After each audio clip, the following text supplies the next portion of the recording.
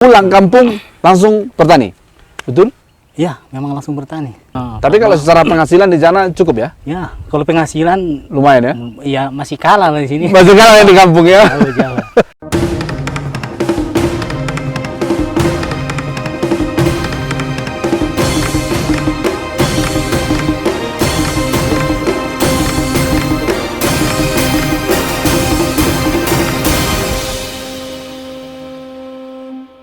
Horas, kembali lagi bersama saya Harmoko Sinaga, pendamping desa Kecamatan Harian, Kabupaten Samosir, Sumatera Utara. Masih dalam program podcast saya yang dengan tema pengentasan kemiskinan ekstrim di desa. Dan fokus saya di kali ini adalah desa Partukunagijang. Dan kita sedang berada di objek wisata alam yang luar biasa yang lagi viral saat ini, yaitu objek wisata Togaraja dengan latar belakang Gunung Pusubuhit, Danau Toba, Lembah Harian. Kita bisa melihat Gunung Sibeabea, air terjun Efrata, dan berbagai sudut pandang yang sangat indah lagi dari tempat ini, dari titik ini. Bersama saya sudah hadir Ketua Unit Usaha BUMDes Sapinur Bunga untuk yang mengelola objek wisata Togaraja ini, Saudara Juni Paranci Sinaga. Oke. Bung Juni Paranci Sinaga, pengelola objek wisata Togaraja di tempat ini. Ini objek wisata kita ini sudah berapa lama ya? Sejak ini dari rintisan apa? Oh, kalau dirintis sejak kapan? Ini rintisannya sejak tahun 2019 ya. 19 ya. Sebelum pandemi, sebelum COVID terjadi. Ini udah ada rintisan. Nah, setelah rintisan COVID terjadi agak berhenti ya? Berhenti sampai 2021 baru kembali lagi dilanjutkan pekerjaannya. Ya. Ya. Jadi kalau di launchingnya? Untuk launching tanggal 16 bulan 6 2022. Oke, luar biasa. Jadi Juni ini adalah anak muda yang ada asli orang kampung ini, orang kampung asli kampung sini, asli orang Togaraja ini atau orang Partukunagijang ini yang selama ini dia merantau di Jakarta tapi pulang kembali untuk mau untuk membangun kampungnya walaupun dengan hidup dalam pertanian dan juga membangun desa wisata, betul ya? Iya. Sekarang usia berapa nih? Usia udah cukup ya. Udah cukup lah ya. Udah cukup bro ya. Tapi masih anak muda ya. Iya, tetap biarpun misalnya. Kapan rencananya menikah? Ya dibawa dua aja lah. Mudah-mudahan tahun ini lancar ya, iya. ada jodohnya ya. Iya. Udah ada disimpan? Banyak sih, banyak pilihan. Mudah-mudahan segera ya. Oke. Iya. Kenapa pulang dari Jakarta? Memang awalnya pulang dari tanah rantau itu dari Jakarta. Dari sana itu karena pekerjaan yang ini bisa dibilang udah banyak, jadi ingin Terlalu melelahkan. Udah mulai jenuh dengan pekerjaan di sana. Tapi kalau karena secara penghasilan di sana cukup ya? Ya, kalau penghasilan lumayan ya? Ya masih kalah lah di sini. Masih kalah yang di kampung ya? Jauh. Tapi kita kan bukan ke situ anehnya. Oke, pulang kampung langsung bertani, betul? Ya, memang langsung bertani. Nanam apa? Ada kentang, sayur-sayuran, kol, itu. Cabai. Ada nggak ilmu di perantauan itu yang bisa dibawa ke pertanian ini? Mungkin ilmunya dari segi ilmu sih nggak ada, cuman di cara pengelolaannya aja sih. Pengelolaannya yang dibawa. Kita juga lebih update, lebih terbuka dengan informasi begitu. Nah, oke. Kita kembali ke Togaraja. Ini pemandangannya luar biasa dan sudah viral sekali. Bahkan pengunjungnya udah di angka 7 ribuan nih. Apa strateginya? Bagaimana prosesnya ini bisa terjadi dan keindahan ini bisa terekspos dengan luar biasa? Ini strategi sih mungkin banyak ya, karena banyak orang yang berkontribusi untuk membangun ini ya. Banyak orang yang terlibat ya. Banyak terlibat. Dari sanalah kita lihat potensinya ada, masyarakatnya mendukung. dan juga pemerintah desanya juga mendukung. Nah, dari sana sih. Oke, masuk kita ke topik nih. Ini kan ceritanya kita dalam program pengentasan kemiskinan ekstrim. Nah, tentunya sudah ada pekerja dong. Ya, Ya, walaupun mungkin yang seperti ini sudah ada pekerja. Udah di berapa orang pekerjanya? kalau untuk pekerja kita yang sini yang efektif ya berkisar 10 orang. 10 orang. 10 orang. 10 orang. Tapi ini sekarang bakal lebih, ini gambarannya bakal lebih bagaimana lokasi wisata ini? Apa yang sedang dikerjakan? Saya dengar master plan-nya juga sudah dipersiapkan. Ya, betul.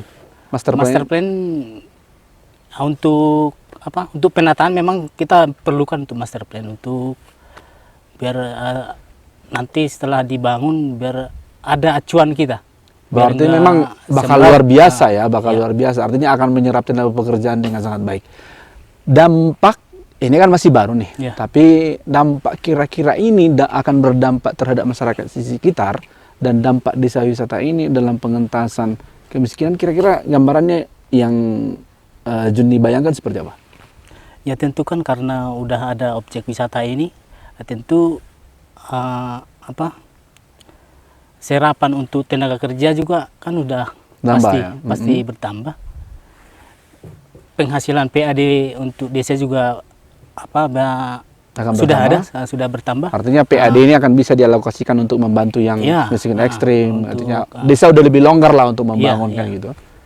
Ya tentu kan tujuan kita kan untuk mandiri, Mm-mm. jangan terus tergantungan terhadap pemerintah, misalnya kabupaten kalau bisa kan. Mm-mm. Harapan kita pemerintah pusat, kita mau desa kita ini mandiri. Mandiri segera ya.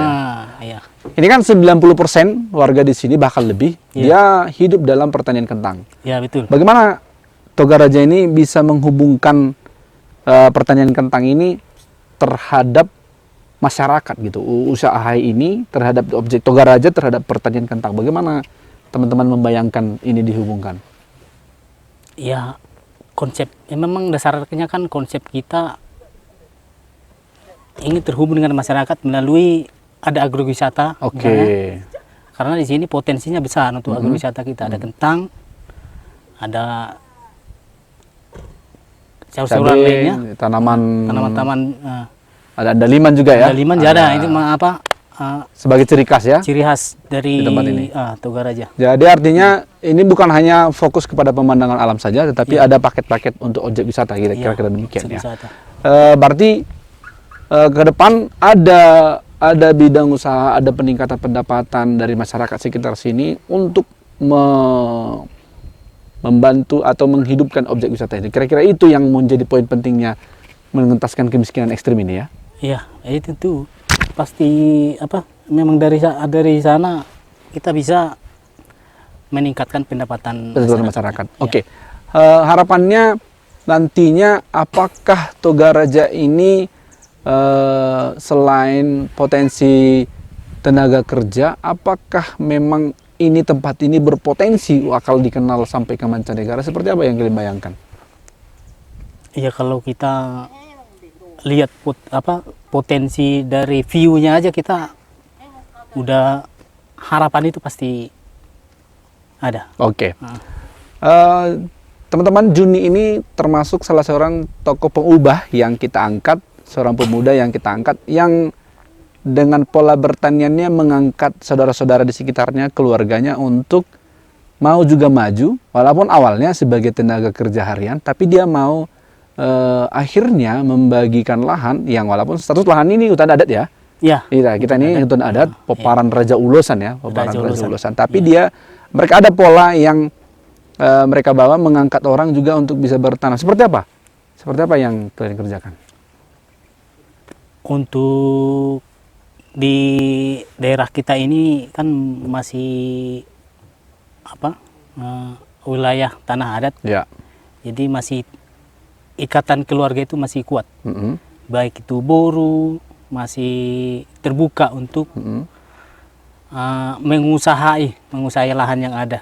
Karena memang cukup luas masih cukup luas ya. Artinya kalian bekerja, ada keluarga yang datang, yang mungkin juga hidupnya pas-pasan. Kalian ajak di sini bekerja sebagai harian. Lalu kemudian Kalian kasih lahan untuk mereka kerjakan juga atau seperti apa?